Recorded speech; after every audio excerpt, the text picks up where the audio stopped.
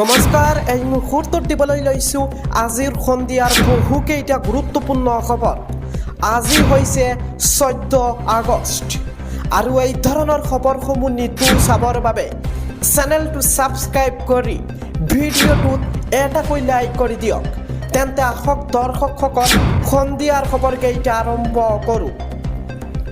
এই মুহূৰ্তত জনাই আছোঁ আজিৰ সন্ধিয়াৰ প্ৰথমটো খবৰ হৈছে এটা বিগ নিউজ। আকৌ প্ৰতিবাদত উত্তাল হৈছে সমগ্ৰ বাংলাদেশ। পুনৰ ৰাজপথলৈ ওলাই আহিছে শ শ হিন্দু লোক। এইবাৰ হাতত ৰাম মন্দিৰৰ বেনাৰ লৈ উত্তাল কৰিছে প্ৰতিবাদ। অন্তৱৰ্তীকালীন চৰকাৰৰ মুৰব্বী মহম্মদ ইউনুছৰ বাসগৃহ ঘেৰাও কৰিছে। আগবাঢ়িছোঁ সন্ধিয়াৰ পৰৱৰ্তী খবৰটোলৈ। পুনৰ গ্ৰেপ্তাৰ হ'ল বাংলাদেশী। ভাৰতত অবৈধভাৱে প্ৰৱেশ কৰা 16 বাংলাদেশীক গ্ৰেপ্তাৰ কৰিছে।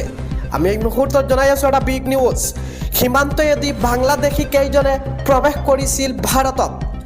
ৰেল ষ্টেচনৰ পৰা আৰক্ষীয়ে গ্ৰেপ্তাৰ কৰে বাংলাদেশী কেইজনক।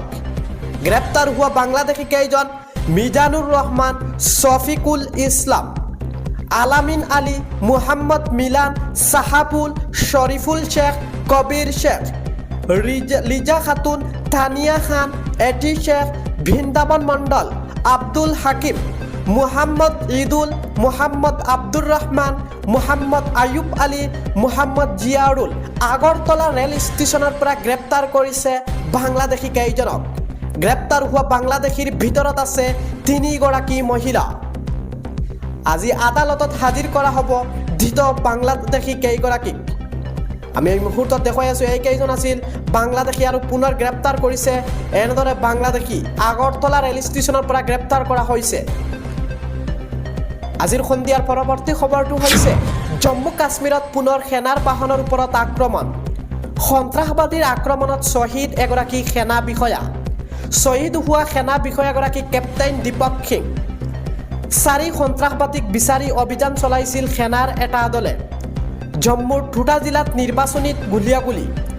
সন্ত্ৰাসবাদী বিৰোধী অভিযান চলাইছিল সেনাৰ দলটোৱে। সেনাৰ সৈতে হোৱা সংঘৰ্ষৰ পিছত হাই এলাৰ্ট জাৰি। ঘন অৰণ্যত লুকাই থকাৰ খবৰ লাভ কৰিছে সেনাই। ছিগনেল ৰেজিমেণ্টৰ এটা ইউনিটৰ সহযোগত চলিছিল এই বৃহৎ অভিযান। অভিযান কালত সেনাই উদ্ধাৰ কৰিছে মৰাণাস্ত্ৰসহ এটা বেগ।